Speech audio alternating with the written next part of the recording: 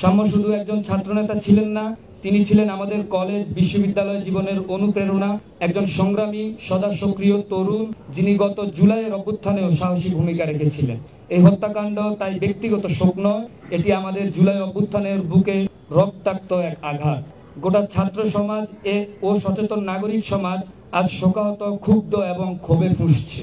আমরা শুধু ন্যায় বিচার চাই না, আমরা চাই এই হত্যার পেছনের কাঠামোগত ব্যর্থতা ও প্রশাসনিক গাফিলতির স্থায়ী সংস্কার। শহীদ সাম্য হত্যাকাণ্ডের বিচারিক অসঙ্গতি ও প্রশাসনিক ব্যর্থতা। হত্যাকাণ্ডের পর আমরা ঢাকা বিশ্ববিদ্যালয়ের প্রশাসন ও আইন শৃঙ্খলা বাহিনীর কাছ থেকে যে দায়িত্ব জ্ঞানহীনতা, গাফিলতি ও বিচার বিমুখতা প্রত্যক্ষ করেছি, তা আমাদের শুধু গভীরভাবে ক্ষুব্ধই করেনি, এটি রাষ্ট্র ও প্রশাসনের নিষ্ঠুর অমানবিক মুখও উন্মোচিত করেছিল। সাম্যের হত্যাকাণ্ড সংঘটিত হয় আনুমানিক রাত 11:30টায়, কিন্তু সেই ভয়াবহ ঘটনাস্থলে অর্থাৎ ক্রাইম সিন ভোর 6টা পর্যন্ত ছিল পুরোপুরি অরক্ষিত।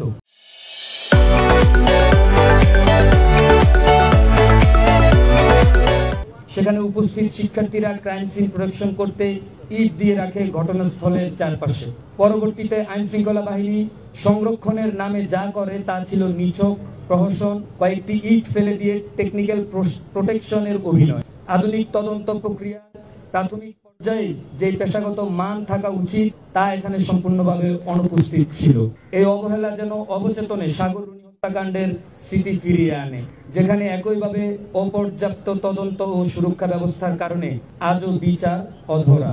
সবচেয়ে লজ্জাজনক বিষয় হলো, যেখানে আইন শৃঙ্খলা বাহিনীর দায়িত্ব ছিল ক্রাইম সিন সুরক্ষিত রাখা, সেখানে শিক্ষার্থীরা নিজেরাই ইট দিয়ে ঘটনাস্থল ঘিরে রাখার উদ্যোগ নেয়। আর এই ঘটনার 144 ঘন্টা অর্থাৎ হত্যাকাণ্ডের 6ষ্ঠ দিনেও কোনো আইন শৃঙ্খলা বাহিনী প্রত্যক্ষদর্শীদের সাথে নিয়ে পরিদর্শনে যায়নি। এটি প্রশাসনিক ব্যর্থতা নয়, এটি এক ধরনের নীরব সম্মতি, এক ধরনের অব্যবস্থাপনার ছত্রছায়ায় অপরাধকে লুকিয়ে রাখার প্রচেষ্টা। একটি নৃশংস খুনের ঘটনায় যেখানে অবিলম্বে রিমান্ড নিয়ে জিজ্ঞাসাবাদ চালানো উচিত ছিল, সেখানে এই অযথা দেরি তদন্তকে ব্যাহত করেছে এবং ন্যায়ের পথে বাধা হয়ে দাঁড়িয়েছে। আমরা দেখতে পাচ্ছি পুলিশ প্রশাসনের হাতে লজিস্টিক, তথ্য প্রযুক্তি, জনবল সবই রয়েছে, কিন্তু তারপরও তদন্তে অগ্রগতি নেই, মূল আসামির খোঁজ নেই, স্বচ্ছতা নেই।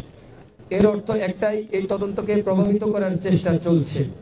হয়তো কোনো রাজনৈতিক চাপ, প্রশাসনিক নির্দেশ বা পুলিশ বিভাগের অভ্যন্তরীণ গাফিলতি এই প্রক্রিয়াকে অবমাননাকর ও প্রশ্নবিদ্ধ করছে। এই পরিস্থিতিতে আমাদের একটাই দাবি, এই হত্যাকাণ্ডের স্বচ্ছ, নিরপেক্ষ ও সময়োপযোগী তদন্ত নিশ্চিত করা হোক। প্রকৃত খুনিদের অবিলম্বে গ্রেপ্তার করে আইনের আওতায় আনা হোক, তদন্তের প্রতিটি ধাপ জনসম্মুখে তুলে ধরা হোক এবং বিশ্ববিদ্যালয় প্রশাসন ও পুলিশ বিভাগ দায়িত্বহীনতার জন্য জবাবদিহির আওতায় আসুক।